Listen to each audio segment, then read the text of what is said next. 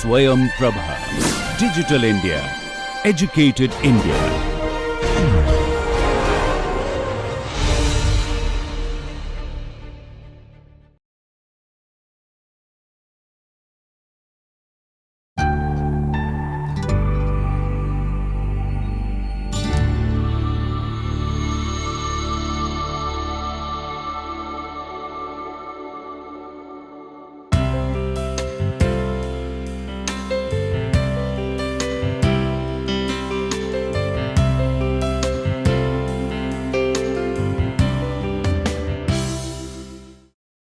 Hello everyone, welcome back again to the NPTEL online certification course on research methodology for planning and architectural studies. In our last two lectures, we have discussed about type of surveys and different type of questions that can be asked, and those questions will be formulated definitely depending on the research need, what you want to extract. Today and our next lecture, this lecture number 17 and 18 will be on measurement and scaling technique, which are integral part of a questionnaire. In order to get useful information, in order to get something very relevant that we intend to measure out of the survey, so we have to understand the importance of the measurement and scaling technique. So with that, we'll discuss this particular aspect in two lectures. First, the very broad one about the broad classification of different type of measurement, and then also different scaling technique that we'll discuss in the part 2 of this particular lecture. So today we will start lecture number 17, which is measurement and scaling technique. Out of this particular lecture, what we are going to learn? We are going to learn what is measurement scaling, characteristics of measurement scale, common errors in measurement, then different type of validity test, then type of measurement scale, and then we will summarize our understanding. So what is measurement? If we look at this particular slide, so there are certain kind of clarification on this. So measurement means assigning numbers or symbols to the characteristics of certain object. So say if I want to measure length of a road or width of a road, so we assign certain value. Say if I say the footpath width is 2 meter, so this 2 is going to give you the measurement, and definitely the unit also plays crucial role. Similarly, for any other data collection, we measure it. Either we measure it in a quantitative way, or maybe sometimes it may be a qualitative judgment. Say if I simply ask how satisfied you are with the current weather in your location. So you can say that okay, I am very much comfortable or I am very much satisfied. Depending upon the questions that I will ask you, you can answer in a qualitative manner. But in that case also we are measuring it in terms of your satisfaction or in terms of your comfort level. Numbers permit statistical analysis of the resulting data that we collect through survey and facilitate the communication of measurement results. The moment we measure it, say for example, if I want to measure the thermal comfort of any indoor space. So in such cases like all this humidity, temperature, these are different kind of measurements that we measure, and then we try to understand. Okay, so this humidity, this temperature, that is going to give you some kind of comfort or discomfort.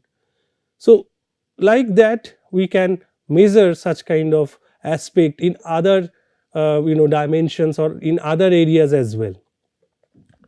Why it is important? Because finally when you get that measurement, out of that we do the analysis, we can establish certain relationship between the temperature and the comfort level, or maybe temperature and humidity.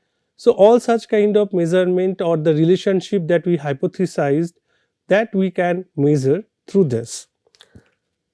The assignment of number to the characteristics must be standardized and applied uniformly. This is very important. Like whenever we are going to measure something, that should be standardized.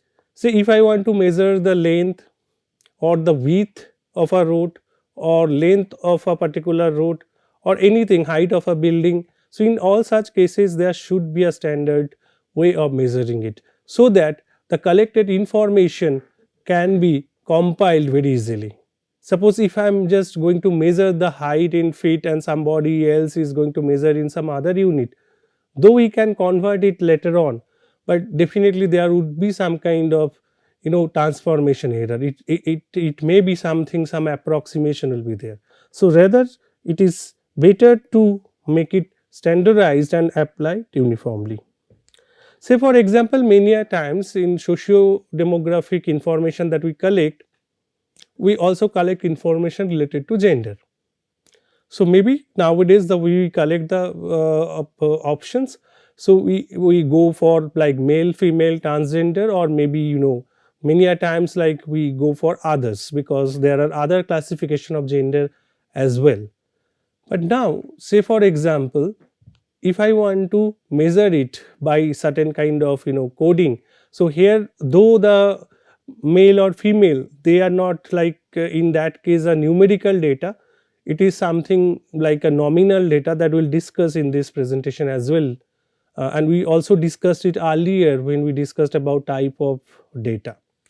But we can assign a number like 1 for male or 2 for female, or maybe it can be anything, like you can assign 0 for male and 1 for female, any value that you can assign. Or else like say for example, you want to assign certain value to the age group, so maybe less than 25 years you assign group number 1, or you assign a number, or maybe 25 to 40, this is group number 2, 40 to 55 3, 55 to 65 4, and above 65 year of age is 5.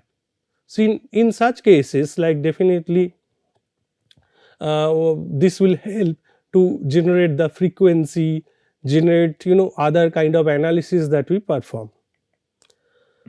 Now coming to scaling. So scaling is an extension of measurement. It involves creating a continuum on which the measurement of objects are located. So we define a particular scale and then we try to measure it. Say for example, if we want to measure the satisfaction level towards existing road width, and the scale is 1 to 5 is used for that purpose, and then the scale indicates the degree of dissatisfaction. Say for example, I am extremely dissatisfied, so I give 1 to that, and 5 I am extremely satisfied. So in between there might be some other scale, it may be like it is defined like 1 to 5, like then we have 2, 3, 4. So here it is like towards negative, that totally dissatisfied or extremely dissatisfied, and in this particular case it is extremely satisfied. In between many a times if we use that kind of some kind of scale, odd scale, so there would be a mid value which is basically your neutral. So neutral value is also possible. So in this scale we are measuring the information. It is not exactly like a direct measurement of particular temperature, or it is direct measurement of the humidity. It is a measurement in a particular scale. Measurement is actual assignment of a number from 1 to 5 to each of the respondent. Scaling describes the procedure of assigning the numbers to various degree. So that means, let us understand this particular statement. So measurement is the actual number. So 1, 2, 3, 4, 5, these are the numbers, right? These are the measurement. If I get response like 2 or 3, I record it. But in the scaling we define what is the meaning of that number, like what to represent. So in this case we may give a name to this particular 2, or maybe we just give a scale where it is like low and this is high, or maybe we can take a scale, this is small, this is large. Like that we can define the scale. So that is why it is mentioned the measurement is the actual assignment of number from 1 to 5 in this particular case. This can be even 1 to 7, 1 to 10. It can be anything, but there are certain kind of argument that what particular number or the range that we should pick up, so that it will be easy for respondent to respond, and then at the same time it will be easy for the researcher to apprehend and then analyze that particular result. And then in that case, scaling describe the procedure of assigning numbers to various degree, attitude and other concept. Only thing in that scaling, that each division or each point should be exclusive enough. It should not be ambiguous, like one is saying the same thing what like the two can represent.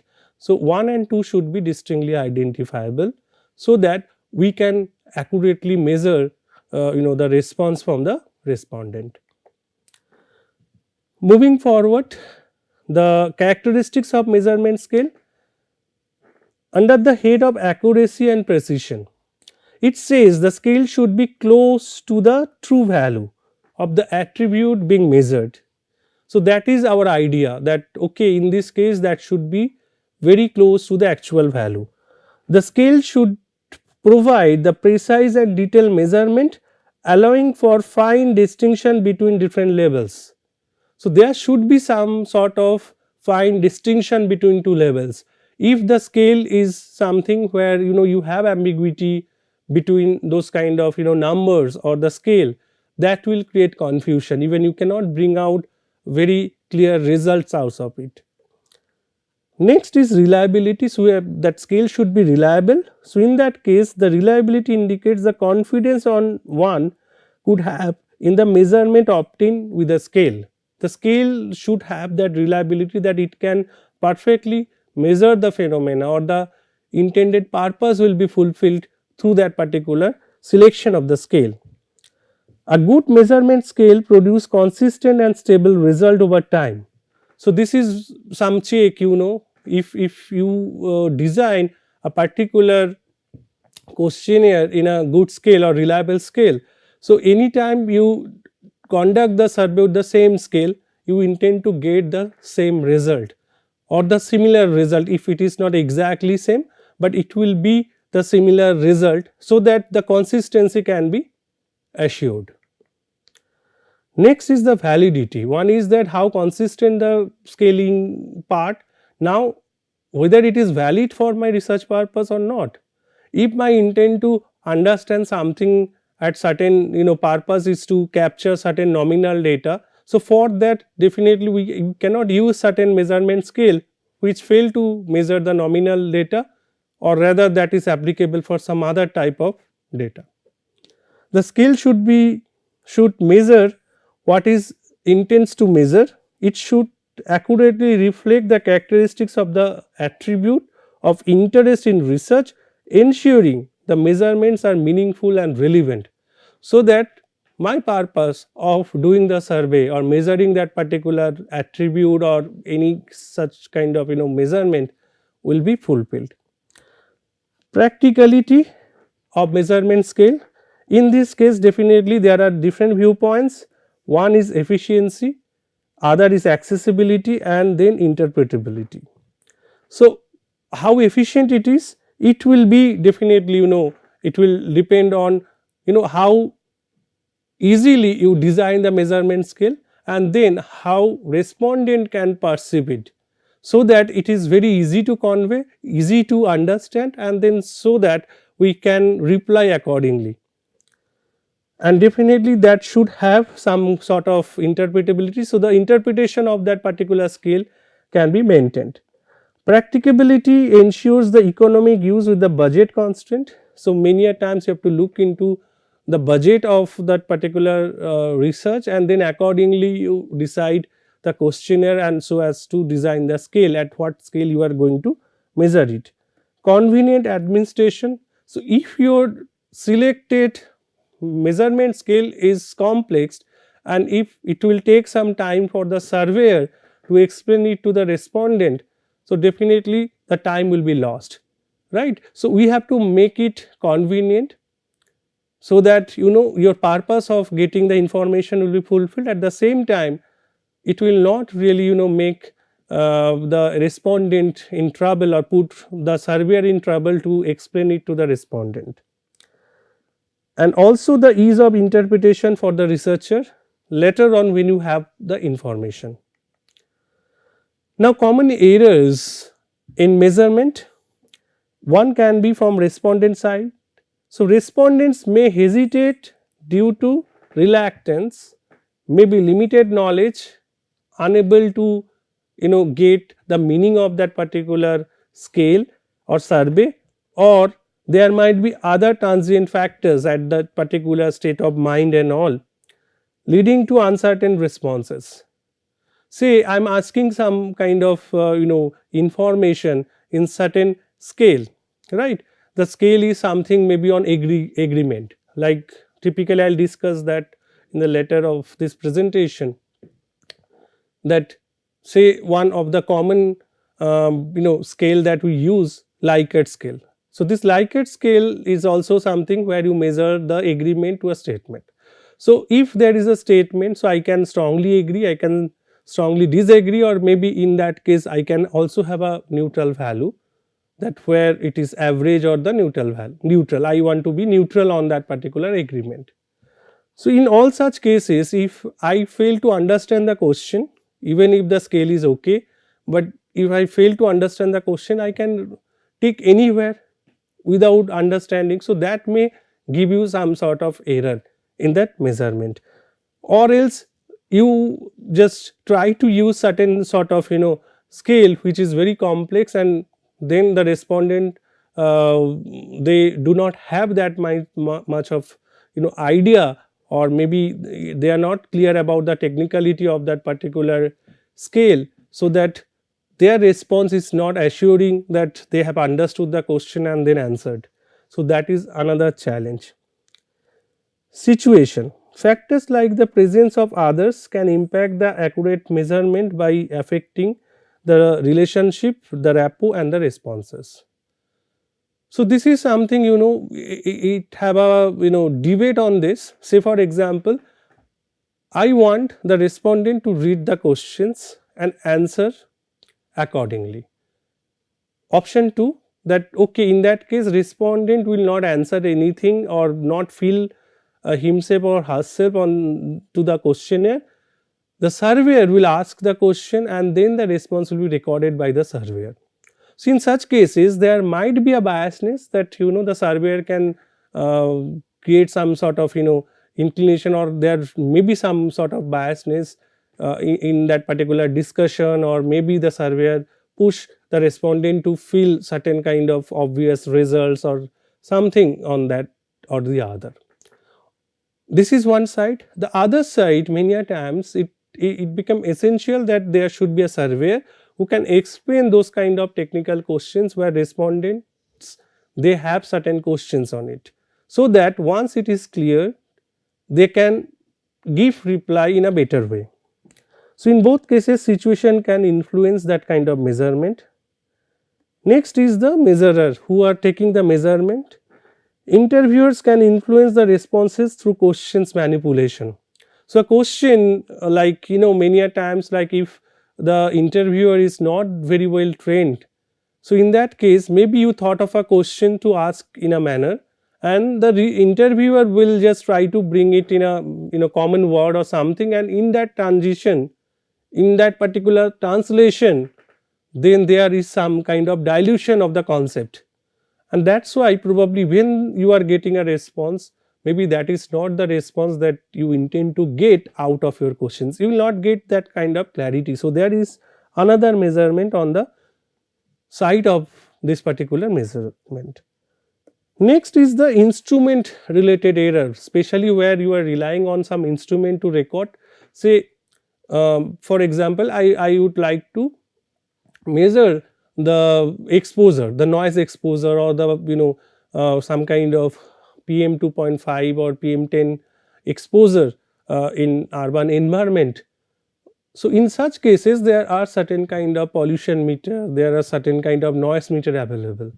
So, if there is certain error, if there is issue with the calibration and it is giving some results, if we do not test it, or maybe in between there is certain issues.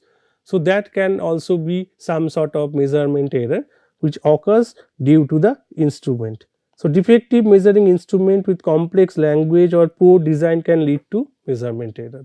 So for that, my suggestion is that if you are using certain kind of measurement tools like certain devices, electronic devices, just go through the manuals, try something with certain test data and all, and then finally you calibrate and then use, because there might be a number of devices available to measure the same thing, but there are certain kind of reports that you need to look into, that which particular device is going to give better accurate results, or maybe where the measurements errors are minimized due to certain kind of input and logic.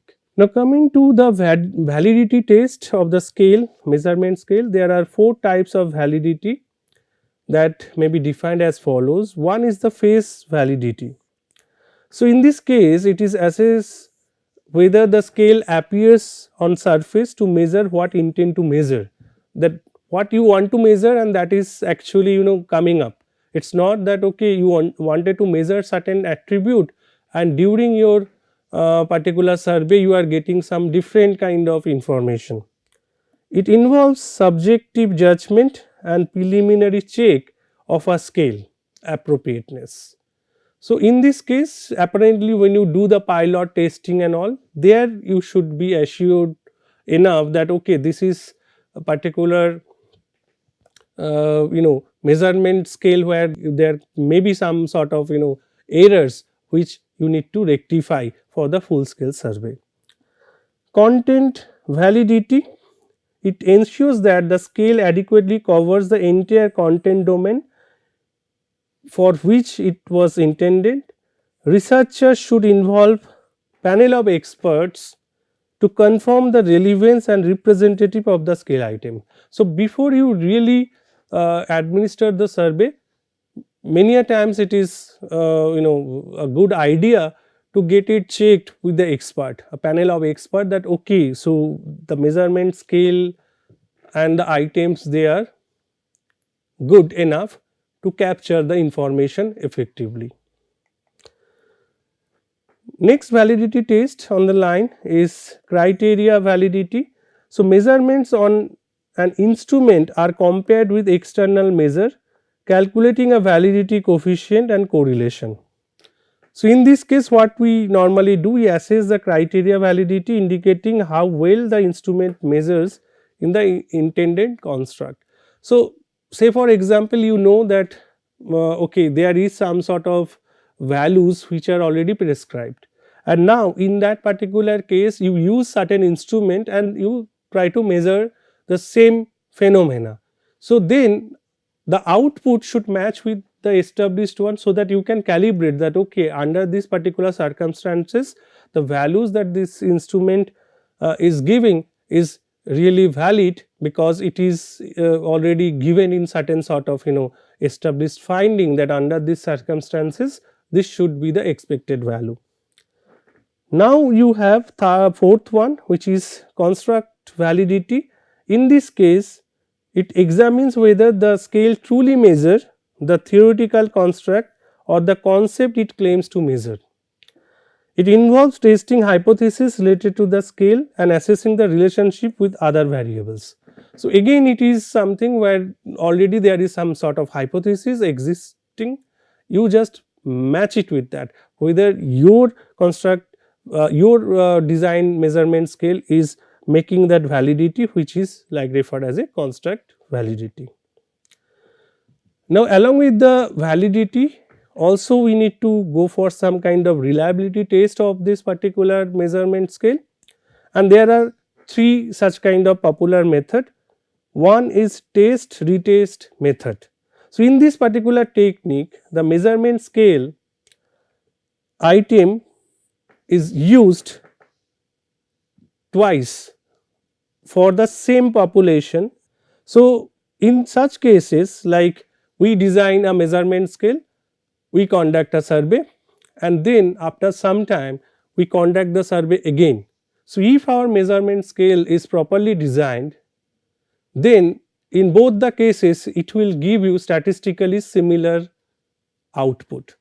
So that means we can say the measurement items or the scales, they are reliable. Alternative form method.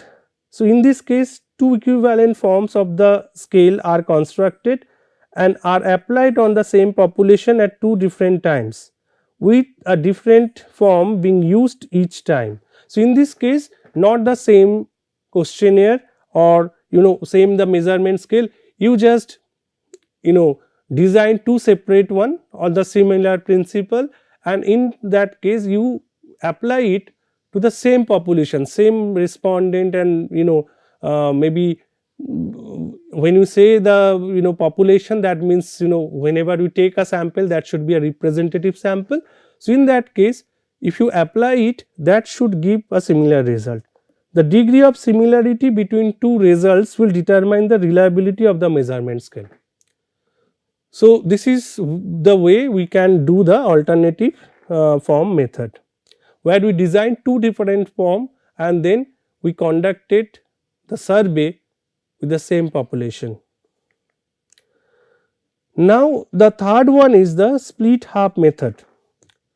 In this case, the total scale item are divided into equal halves and two set of scale are administered separately. Then we developed a correlation coefficient to test it, that whether their results are correlated or not. Whenever we get a high positive correlation, that indicates the measurement scale is reliable. So in this case, we are not going for the same scale and applying this survey twice, or it is not the case we design two separate forms like the previous case. Here we are just dividing that particular total scale item into two equal halves and then we try to test it, that okay, this is going to help in that particular result obtained or not. Now for the practicality test, definitely we have to look at the economical perspective, that within that budget what information, bare minimum information that I need for my research, I can collect it, and what should be the measurement scale. It should not be that complex, which will take more time and more cost involved into it to extract the information. It should be convenient both for the researcher to interpret and both for again it is to be convenient for the respondent to response, and interpretable. Definitely that should be something that one can interpret that what you want to measure, so that one can give the answer accordingly, and also that will help you to do the analysis later on once you collect the information. Now classification of measurement scale. The most widely used classification of measurement scale are nominal scale, ordinal scale, interval scale and ratio scale. If you will have a clear idea about this fourth scale, if you know through this particular lecture and later on you also study little more through those references, if you have a very good grip in all this, then definitely it will help a lot to determine what scale that you require for your own study and how to use it for your research. Now nominal scale, what exactly it is? It is a qualitative scale without order. There is no order, it is just you can say a category that it can mention. The nominal scale involves classification of measured object into various category.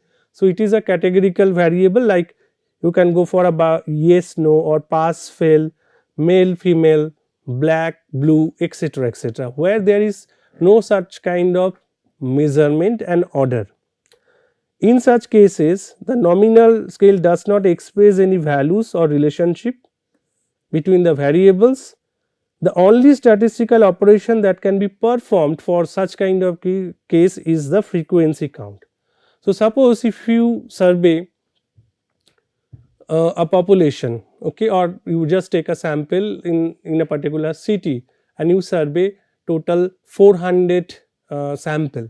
Out of that, maybe you get 250, or maybe you can say like 200 male and say 200 female.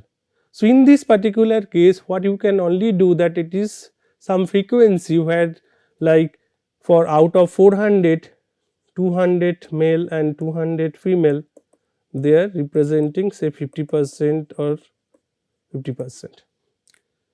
Even for the socio-demographic survey, we have discussed it earlier that for the age we are not asking the age, actual age, we are asking a age group.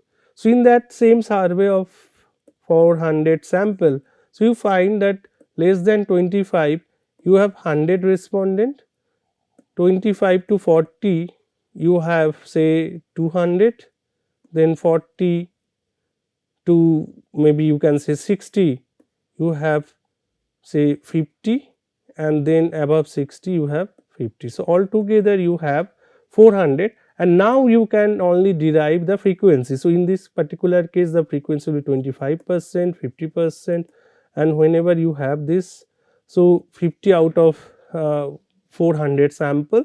So, in that case it is 12.5% and 12.5%. So, that is why also you can create certain kind of frequency of those numbers. In this case we cannot determine an average except the mode. So, we cannot calculate certain sort of average value. So, there should not be any such kind of rule what is the average value of the age group, or whatever the average age group of whatever the average value of male female. So, that is not possible. Moving ahead, ordinal scale, again it is a qualitative scale with order, and in particular case it is refers whether an object has more or less characteristics than some other object. The scale does not measure the values, rather it is only showing the rank order. For example, the rating of hotels, restaurant and services. I give you one example from academic point of view, evaluation exam. So, in particular case, suppose I have person X, Y, Z. In that case, X is having the first position depending on certain CGPA, Y is third and Z is in second position. So, in such cases what is important to measure that first, second or third rank, but there is no such kind of measurement into it, it is just showing particular order. In order to assess something we need extra information, say for example for first it is 95% marks, and then for third it is 65% marks, and then it is 80% marks. So, out of this first and second, the difference between first and second and third, they may not be same. So, in this particular case probably I just change this value. So, this can be say 60%, it can be any value. So, this difference between third and second is for 20% marks, and for this it is 15% marks. So, unless otherwise we have other value to support the rank, say for example you are trying to measure this kind of rank for a particular race. So, for that particular race the first person like who won that particular competition maybe completed that race in 4 minute 20 seconds, the second one maybe 4 minute say 40 seconds, and then maybe third one is 8 minute to complete. So, in that case obvious with this rank we cannot identify the difference between the rank, and they may not be something which is meaningful. So, for ordinal scale we just want to measure the order, not that particular value or differences. Next we have the interval scale. In this particular scale numbers are used to rank the attribute such that the numerically equal distance on the scale represent the equal distance of the characteristics. Here we are having such sort of measurement between two values. It provides more powerful measurement than ordinal scale, because ordinal scale only can give you the order, not the intermediate value. It also incorporates the concept of equality of interval. This is a quantitative scale. Other two, the nominal and then you have the ordinal, they were qualitative scale, but without a fixed or true zero value. Measurement cannot be done for the ratio. So, let us understand it with certain example. So, in this case, if you say that in a particular region you have captured different temperature in different season. So, you record a temperature, maybe in the summer it is 48 degrees Celsius, and winter it is something like 4 degrees Celsius, and in between it varies, say a comfortable one, maybe you can say 20 degree Celsius. So, in such cases per degree change or the difference is possible. So, difference is possible in this particular case if you want to see the difference. So, this is plus 28 degrees Celsius, and in this case this is something where you can see the difference between 4 degree to 20 degree, it is plus 16 degree Celsius. So, it is giving you some sort of feeling of the temperature. This is definitely referred to a cold one, this is moderate, and this is really hot. Now, if you take this cold, moderate and hot just as a qualitative data, so it will transform to a nominal measurement, but here we are representing it with the temperature. So, the interval is there. So, you can have equal intervals, so 1 degree change and all. So, this is something that change is possible, but in such cases this ratio is not possible. So, that means we cannot say that 48 degree divided by 20. So, this particular value, so here the value will be 2.4 times. So, this 2.4 times higher, this we cannot say in case of temperature, because it is not meaningful, right. So, like maybe just in order to do the calculation you may find out something, but this 2.4 is not possible. Say now the temperature is 10 degree maybe at night, and at daytime it is 20 degree, we cannot say that in daytime it is twice of the night time. So, those kind of estimation is not meaningful. Next is that here also we mentioned that the measurement without a true zero value. So, true zero value is something where 0 represent the absence of that attribute, that there is no such kind of value exists at 0. So, 0 as a starting point, because for temperature we can also have minus temperature, right. So, in this case we can have minus 16 degree temperature somewhere in the world. So, in such cases we do not have any true value. So, this is something called interval scale. Now, the ratio scale, it look like similar, but this represent the actual amount of variables. Ratio scales are definitely quantitative with fixed value and true zero value.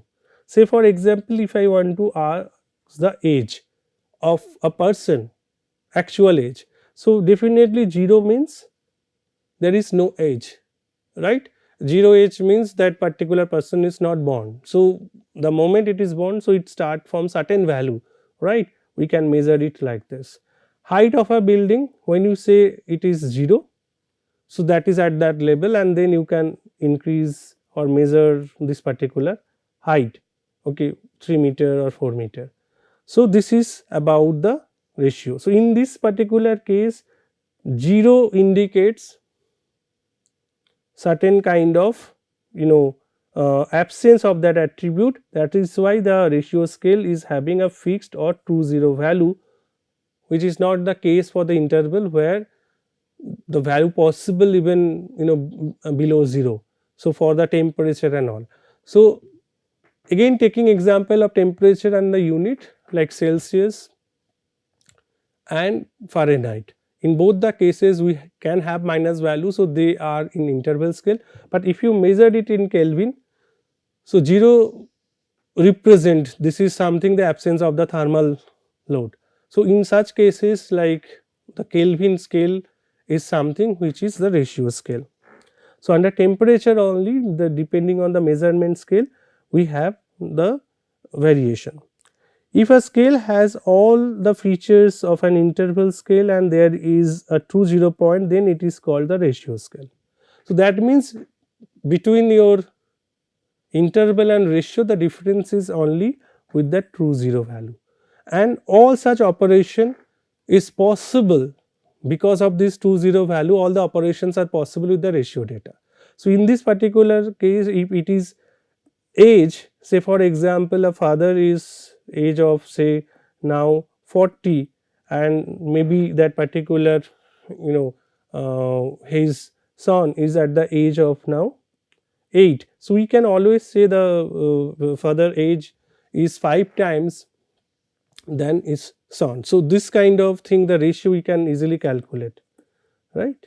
So, that is something is possible with the ratio scale. So, let us summarize this with one architectural example.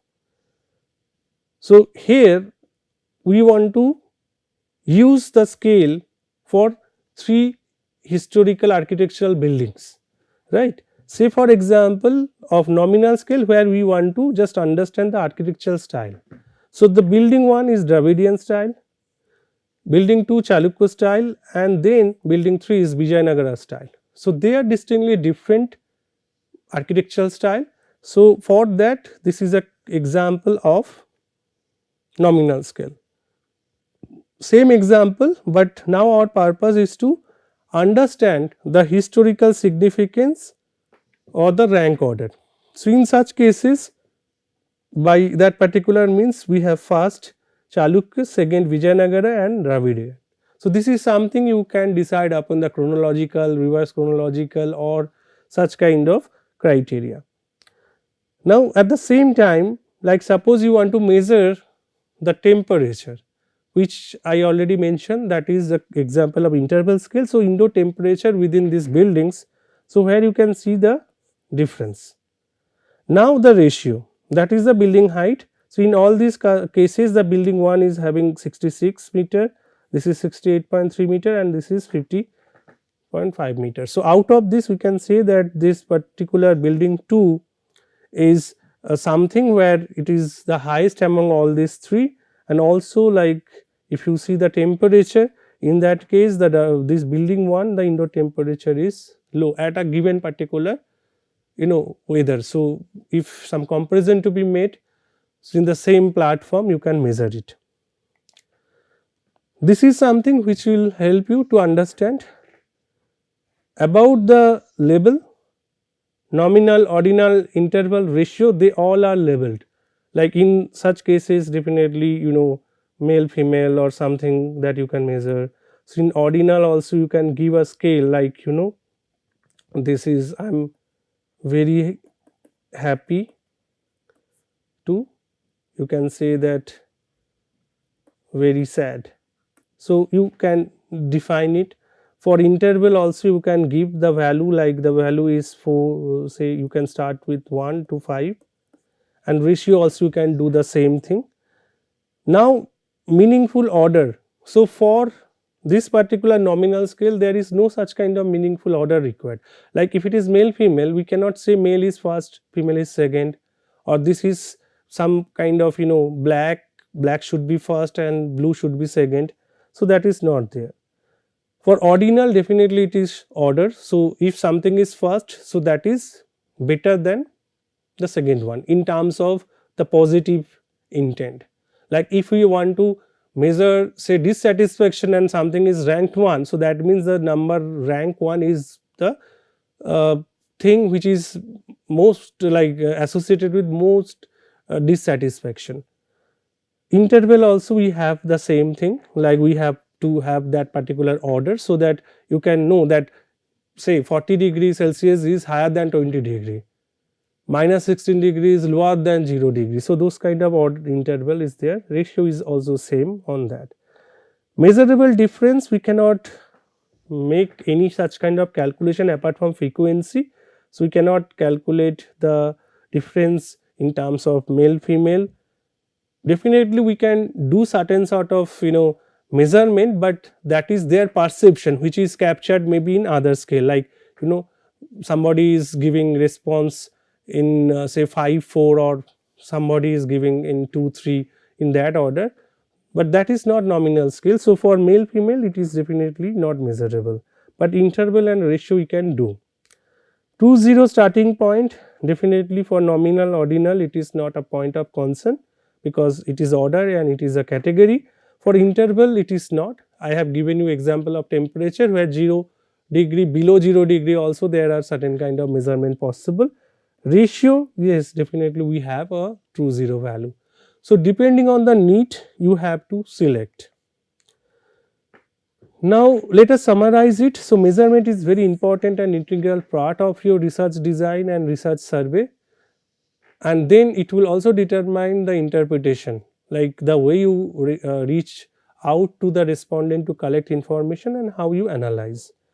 Characteristics of measurement scale, like we discussed that part, that accuracy, and then maybe it should be like something interpretable and its practicality to be measured. Then we also discuss errors in measurement, normal errors that we do, that can be from the respondent side, can be through the instrument, it can be by the interviewer or the measurer, etc. We discuss the validity test and also the reliability test, and then also the type of measurement scale what we discussed. I guess it is very clear to you. So you have nominal scale, you have ordinal scale, you have interval, and then we have ratio.